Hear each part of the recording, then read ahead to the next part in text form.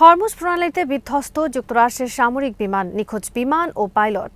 ইরানের reverse engineering প্রকল্পে ঘুম হারাম যুক্তরাষ্ট্র ইসরায়েলের অবিস্ফোরিত অত্যাধুনিক বোমা ইরান তুলে দিয়েছে রাশিয়ার হাতে। হরমুজ প্রণালী নিয়ে এবার যুক্তরাষ্ট্রের মুখোমুখি চীন ও রাশিয়া। একদিনের মাথায় প্রজেক্ট ফ্রিডম বন্ধ ঘোষণা ট্রাম্পের, বিজয় ঘোষণা ইরানের। বিটিভিউস ইনফোটেনমেন্টে স্বাগত জানাচ্ছি আমি সুস্মিতা দাস। আজ জানাবো প্রতিরক্ষা সংক্রান্ত গুরুত্বপূর্ণ কিছু খবর। পারস্য উপসাগরে বিধ্বস্ত হয়েছে যুক্তরাষ্ট্রের একটি KC-135 এরিয়াল রিফুয়েলিং ট্যাঙ্কার। বিমানটি বিধ্বস্ত হওয়ার পর সাগরে তলিয়ে গেছে এবং নিখোঁজ এর পাইলট। বর্তমানে বিমানটির সন্ধানে হরমুজ প্রণালী এলাকায় মিশন পরিচালনা করছে যুক্তরাষ্ট্র। তবে বিমানটি বিধ্বস্ত হওয়ার বিষয়ে এখনও মুখ খোলেনি যুক্তরাষ্ট্র আর্মি। ইরান এবং পাকিস্তানের গণমাধ্যমে প্রকাশিত খবরে বলা হয়েছে, বিমানটি মঙ্গলবার সংযুক্ত আরব আমিরাতের আল ধাফরা বিমান ঘাঁটি থেকে উড্ডয়নের পর পারস্য উপসাগরে নিখোঁজ হয়। ইরানের পক্ষ থেকে বলা হয়েছে, বিমানটি পারস্য উপসাগর অতিক্রমের সময় জরুরি সংকেত পাঠায়। এরপরই বিমানটি যোগাযোগ বিচ্ছিন্ন হয়ে পড়ে। যুক্তরাষ্ট্রের KC-135 বিশ্বের শীর্ষ 5টি এরিয়াল রিফুয়েলিং ট্যাঙ্কারের একটি KC-135 91,000 কেজি জেট ফুয়েল বহন করতে সক্ষম। ইরানের গণমাধ্যমে প্রকাশিত খবরে বলা হয়েছে, ফ্লাইট ট্র্যাকিং ডেটা থেকে দেখা যায়, পাবলিক রাডার থেকে অদৃশ্য হওয়ার আগে বিমানটি নিচে নামছিল এবং দিক পরিবর্তন করছিল। প্রকাশিত খবরে বলা হয়েছে, চলমান যুদ্ধের কারণে এই এলাকায় GPS জ্যামিং এবং ইলেকট্রনিক হস্তক্ষেপ একটি সাধারণ ঘটনা হয়ে দাঁড়িয়েছে। যুদ্ধের কারণে বর্তমানে হরমুজ প্রণালী এলাকায় উভয় পক্ষই উন্নত জ্যামিং সিস্টেম মোতায়েন করেছে, যা রাডার এবং নেভিগেশন সরঞ্জামকে অকার্যকর করে দিতে পারে। ধারণা করা হচ্ছে, বিমানটি সাগরে বিধ্বস্ত হওয়ার পর তলিয়ে গেছে। যুক্তরাষ্ট্র আর্মির পক্ষ থেকে বিমানটির পরিণতি বা এর নাবিকদের অবস্থা সম্পর্কে তাৎক্ষণিক কোনো তথ্য সরবরাহ করেনি। তবে কাতারের আল উদেহ বিমান ঘাঁটি থেকে অনুসন্ধান ও উদ্ধারকারী হেলিকপ্টার পাঠানো হয়েছে।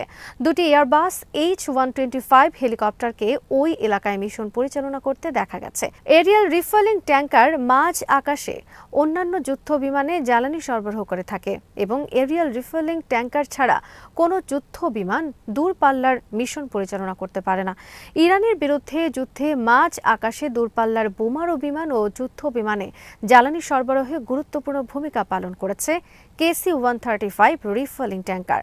এরিয়াল রিফুয়েলিং ট্যাঙ্কার বিমানের সাহায্যে মাঝ আকাশে পুনঃ জ্বালানি নিয়ে আকাশে কয়েকদিন পর্যন্ত অবস্থান করতে পারে যুক্তরাষ্ট্রের দূরপাল্লার বোমারু বিমান। ইরানের রিভার্স ইঞ্জিনিয়ারিং প্রকল্পে ঘুম হারাম হয়ে গেছে যুক্তরাষ্ট্র ইসরায়েলের।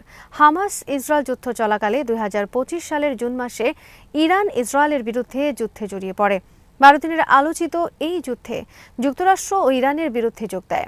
মাটির নিচে ইরানের পারমাণবিক গবেষণাগার ও স্থাপনা ধ্বংসে যুক্তরাষ্ট্র 12টি B-2 স্পিরিট বোমারু বিমানের সাহায্যে 24টি বাংকার বাস্টার বোমা হামলা চালায়। ইসরায়েলও তখন ইরানে তাদের অত্যাধুনিক কয়েক ধরনের গাইডেড প্রযুক্তির মিসাইল হামলা চালায়। যুক্তরাষ্ট্র ও ইসরায়েলের সেই সব আধুনিক প্রযুক্তির অনেক বোমা অবিস্ফোরিত অবস্থায় থেকে গেছে ইরানে। বিবিসির সাম্প্রতিক এক প্রতিবেদনে বলা হয়েছে, ইরান সেই সব বোমা উদ্ধার করে গবেষণা করছে তার প্রযুক্তি উদ্ধারের জন্য। কেবল তাই নয়, ইরান সেই সব বোমার গুরুত্বপূর্ণ অনেক অংশ তুলে দিয়েছে রাশিয়ার হাতে। রাশিয়াও যুক্তরাষ্ট্রের বাংকার বাস্টার বোমা নিয়ে গবেষণা চালিয়ে যাচ্ছে। যুক্তরাষ্ট্রের বোমা রাশিয়ার হাতে তুলে দেওয়ার বিনিময়ে ইরান রাশিয়ার কাছ থেকে লাভ করেছে তাদের SU-35 যুদ্ধবিমান নির্মাণ প্রযুক্তি। আর এই খবরে বড় ধরনের অস্থিরতা ছড়িয়ে পড়েছে যুক্তরাষ্ট্রের সেনা সদর দপ্তর, পেন্টাগন, ইসরায়েল সহ দুই দেশের আরও বিভিন্ন মহলে।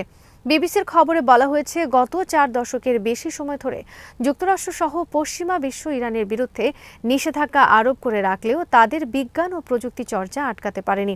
বিবিসির খবরে বলা হয়েছে, যুক্তরাষ্ট্রের বাংকার বাস্টার বোমার পাশাপাশি ইসরায়েল 12 দিনের যুদ্ধে ব্যবহার করেছে তাদের আধুনিক প্রযুক্তির স্পাইস গাইডেড বোমা ও বারবি বোমা।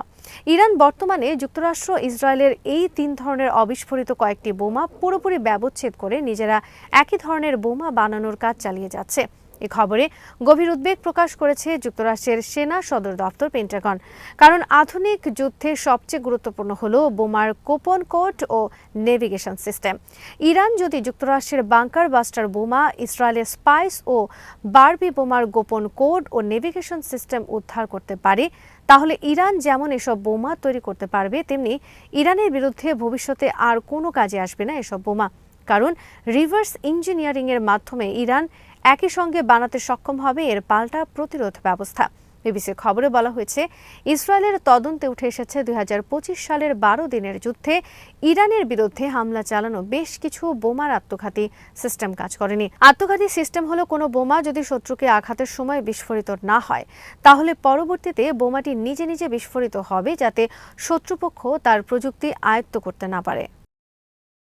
হরমুজ প্রণালী অবরোধ ইস্যুতে এবার ইরানের পক্ষে প্রকাশ্যে অবস্থান নিয়েছে চীন ও রাশিয়া। ইরান থেকে জ্বালানি তেল কেনার কারণে এক সপ্তাহ আগে চীনা 5টি তেল কোম্পানির বিরুদ্ধে নিষেধাজ্ঞা আরোপ করে ট্রাম্প প্রশাসন।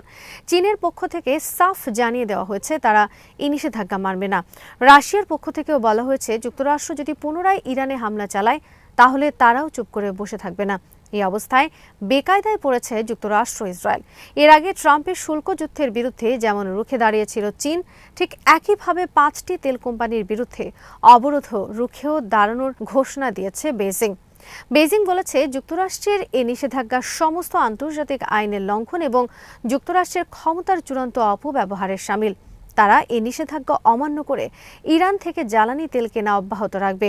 বেইজিংয়ের এই ঘোষণা মূলত হরমুজ প্রণালীতে যুক্তরাষ্ট্রের আরোপিত নৌ অবরোধের বিরুদ্ধে। এই অবস্থায় যুক্তরাষ্ট্র যদি চীনগামী তেলবাহী ট্যাঙ্কার আটকে দেয় তাহলে বেইজিং কী পদক্ষেপ নেয় তা নিয়ে উত্তেজনা ছড়িয়ে পড়েছে সামরিক অঙ্গনে। অনেক বিশ্লেষকের মতে এর ফলে ইরান যুদ্ধে সরাসরি জড়িয়ে পড়তে পারে চীন ও রাশিয়া, কারণ চীন বিশ্বের সবচেয়ে বড় জ্বালানি তেল আমদানিকারক ও ভোক্তা, আর চীন তাদের অধিকাংশ জ্বালানি পণ্য আমদানি করে হরমুজ প্রণালীর মাধ্যমে। এই অবস্থায় দীর্ঘদিন এই প্রণালী যদি যুক্তরাষ্ট্র অবরুদ্ধ করে রাখে তাহলে তা সরাসরি চীনের বিরুদ্ধে যুক্তরাষ্ট্রের অর্থনৈতিক যুদ্ধের শামিল হিসেবে গণ্য হবে। এক্ষেত্রে হরমুজ প্রণালীর চলমান অবরোধ ভাঙতে চীনের এগিয়ে আসা ছাড়া আর কোনো উপায় থাকবে না। সেটা কি কূটনীতির মাধ্যমে না সরাসরি যুদ্ধের মাধ্যমে ঘটে সেটা দেখার অপেক্ষায় এখন অনেকে। এদিকে চলমান এই উত্তেজনার মধ্যে আগামী 14-15 মে বেইজিং সফরের কথা রয়েছে প্রেসিডেন্ট ডোনাল্ড ট্রাম্পের। হরমুজ প্রণালী বিষয়ে চীন ও রাশিয়ার হুমকির পরপরই প্রজেক্ট ফ্রিডম বাতিল করতে বাধ্য হলেন ডোনাল্ড ট্রাম্প। সোমবার থেকে যুক্তরাষ্ট্র আর্মি হরমুজ প্রণালীতে প্রজেক্ট ফ্রিডম চালু করে। এর মাধ্যমে যুক্তরাষ্ট্র নেভি সামরিক পাহারার মাধ্যমে বিশ্বের বিভিন্ন দেশের পণ্যবাহী জাহাজ হরমুজ প্রণালী পারাপারের ব্যবস্থা করে যাতে ইরান তাতে আক্রমণ করতে না পারে। এটি অ্যাসকর্ট মিশন নামেও পরিচিত। এই মিশন চালুর একদিন পরই তা বাতিল করল ওয়াশিংটন। ইরান এই ঘটনাকে তাদের বিজয় হিসেবে আখ্যায়িত করেছে। ইরান আগেই বলেছে প্রজেক্ট ফ্রিডম প্রজেক্ট ফেইলরে পরিণত হবে। যুক্তরাষ্ট্রের প্রজেক্ট ফ্রিডমের বিরুদ্ধে ইরান জোরালো কূটনৈতিক তৎপরতা চালায় এবং চীন ও রাশিয়াকে পক্ষে টানতে সক্ষম হয়। মঙ্গলবার যুক্তরাষ্ট্র যখন প্রজেক্ট ফ্রিডম বাতিল ঘোষণা করে তখন ইরানের পররাষ্ট্রমন্ত্রী আব্বাস আরাকচি বেইজিং সফর করছিলেন। প্রজেক্ট ফ্রিডম বাতিল করা বিষয়ে ট্রাম্প বলেন পাকিস্তান তাদেরকে অনুরোধ করেছে এটি বাতিলের, তাই তিনি এটি বাতিল করেছেন। ট্রাম্প বলেছেন, আমরা ইরানের সঙ্গে একটি চুক্তি করতে চাই এবং চুক্তির অনেক কাছেই রয়েছি আমরা। সে কারণে প্রজেক্ট ফ্রিডম বাতিল করা হলো, তবে ইরানের বিরুদ্ধে নৌ অবরোধ অব্যাহত থাকবে। এদিকে সিএনএন সহ পশ্চিমা বিভিন্ন গণমাধ্যমের খবরে বলা হয়েছে ইরানে পুনরায় হামলা শুরুর জন্য মরিয়া হয়ে চেষ্টা চালাচ্ছে ইসরায়েল। যুক্তরাষ্ট্র আর্মিও পুনরায় হামলার প্রস্তুতি নিয়ে চলছে। মঙ্গলবার ইসরায়েলি সূত্রের বরাত দিয়ে মার্কিন সংবাদ মাধ্যম সিএনএন খবরে জানায়। খবরে বলা হয়েছে ইরানের নতুন ধাপের হামলার জন্য প্রস্তুতি নেওয়া হচ্ছে। এ দফায় দেশটির জ্বালানি অবকাঠামোকে লক্ষ্যবস্তু করা হবে। এছাড়া শীর্ষস্থানীয় ইরানি কর্মকর্তাদেরও হত্যার সিদ্ধান্ত নেওয়া হয়েছে। সিএনএনকে ইসরায়েলি সূত্র জানিয়েছে সংক্ষিপ্ত এক অভিযানের লক্ষ্য নির্ধারিত হয়েছে যাতে মীমাংসার জন্য ইরানকে আরও চাপে ফেলা যায়। তবে এ বিষয়ে চূড়ান্ত সিদ্ধান্ত মার্কিন প্রেসিডেন্ট ডোনাল্ড ট্রাম্পের ওপর নির্ভর করছে। আজ এখানেই শেষ করছি। সমরাস্ত্র, প্রতিরক্ষা ও কূটনীতির নানা তথ্য জানতে চোখ রাখুন বিডিভিউজ ইনফোটেনমেন্টে। চ্যানেলটি ভালো লাগলে সাবস্ক্রাইব করুন। সংযুক্ত থাকুন আমাদের ফেসবুক পেজে।